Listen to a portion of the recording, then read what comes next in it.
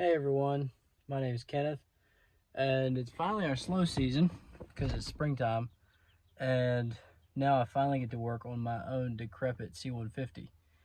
And it's been wanting to overheat on me, and I can kind of get by with it because I know how to load it, but I figured it's time to go ahead and seal it up a little bit and take care of some air leaks. And I figured I'd give you a little bit of tour on how to check for air leaks and what to watch for, and just, you know, the different spots that air can seep in and make your stove overheat. So this is it. Mine is a very decrepit stove.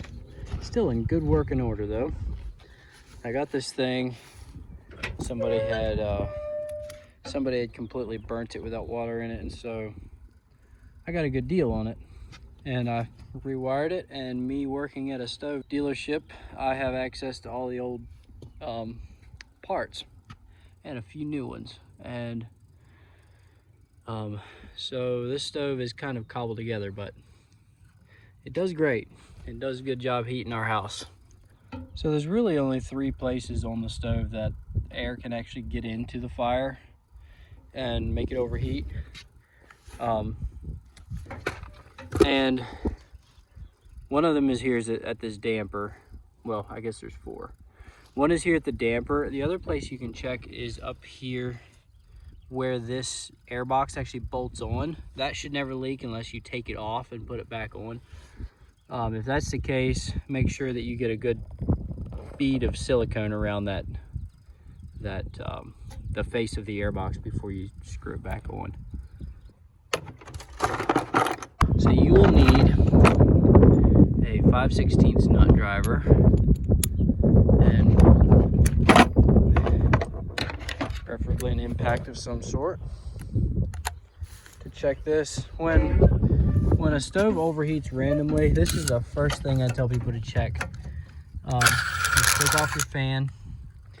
This is not the right fan for this stove, by the way, but I wanted a little extra, so I put a 150 CFM fan on. Now on this one, I actually have not been back here in a while. If you look down in here, you can see this damper that flips open and closed. And a lot of times, if a stove randomly overheats, it's a possibility that there was a backdraft and it blew chunks of charcoal back in here, and it can get caught under that rim around the edge there and keep the damper from closing all the way. So that's a good place to check first off. And you can hear a pretty solid metal sound when that goes down.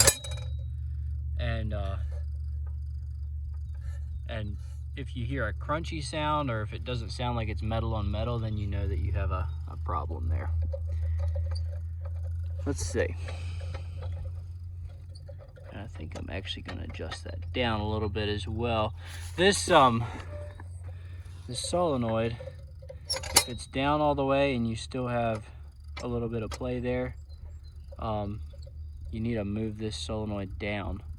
So I'm going to do that real quick, and that requires a square drive. Let's see.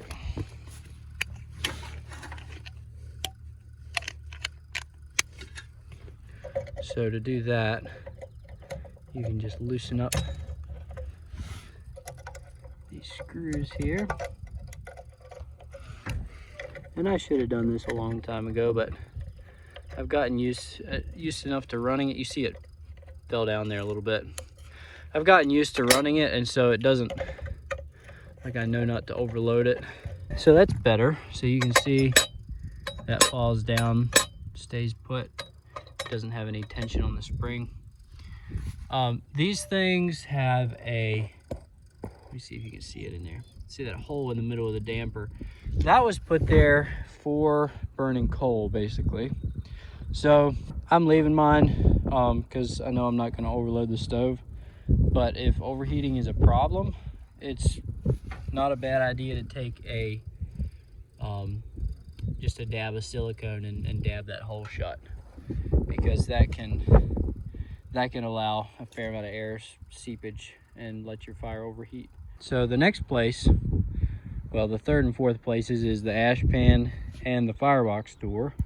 The firebox door on mine, I don't think is letting much in. You can see it's got a deep groove there. It's hard packed, it's smooth, and when I close the door, it takes a fair amount of effort to get it to latch. And I don't see much smoke coming out of the door, so that is not too bad. But my ash pan is very loose. Like you can see, that takes almost no effort to open and close it. And I could probably just tighten it up and it would do better, like it wouldn't be terrible, but it's still, like, this is a hard crusty gasket. And I think I'm gonna do the old silicone trick on this one, because that's got like stuff just packed in the groove, and it's like ashes packed in there, and I'm gonna have to clean that out. I would replace the fire rope in this, except that when it's packed this hard, this pan here actually comes halfway down the gasket, and so to pry that gasket out from behind this pan is terribly difficult. And I could do it after a while, but it is not fun to do. So I have a trick to get by without having to do that. And that, I believe, is my main problem with it overheating, is how loose that ash pan is. They can be adjusted tighter. It doesn't do you much good unless the gasket has some give yet. It would do some good in this case, but the gasket doesn't have any give, so it's going to be kind of difficult to get it adjusted perfectly. So I'm going to do the silicone trick on this, and I'm going to show you what that looks like. So I like to start out with just a wire brush, and just really get in there and expose the fibers. Okay, that's pretty decent.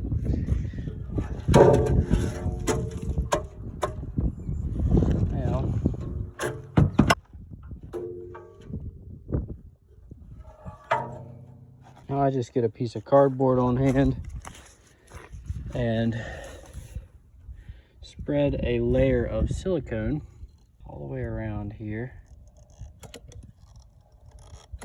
If I was doing this on the firebox door, I would use high temp silicone, but down here on the ash pan, there's really not that much heat here, so the silicone doesn't get burnt up, or doesn't get affected by the heat very badly at all. And this should last for years. I just take a piece of cardboard and kind of work it in.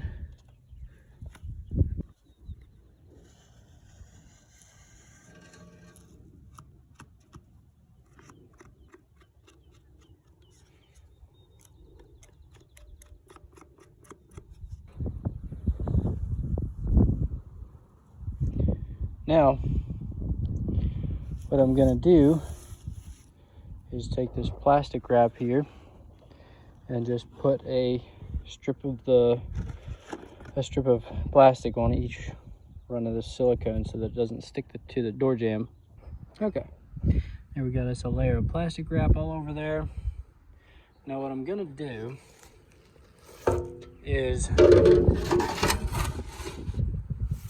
just, I'm gonna partially latch it, and then after it sets up, I'll go ahead and latch it the rest of the way, and then it'll be a very tight seal, and that silicone will form around that door jamb without sticking to it because of that plastic wrap we put on there. Okay, so it's a couple days later, and I've just kind of left it alone. I haven't touched it, but you can see that's got some squish there on that. I'm gonna take this out and see what it looks like. Yeah, so we've got a good groove there where that door jamb sits in that silicone, and that is gonna seal incredibly well. I'm really happy with that. And that silicone has just got enough give there that it's going to be, it's going to compress a little bit when it closes. And also it's got a very positive, there's only one spot I can actually latch it. I can't latch it on the side because it won't go. It's got to fit right down there in its trough, and it's well, that's just great. So that's the main places that air leaks can tend to happen, is the damper on the back, around the air box, and then around your ash pan and main firebox door. And I did go ahead and replace this rope, so that's a good tight seal. Well, thanks for watching. Hope that was helpful. Feel free to leave a comment if you have any questions.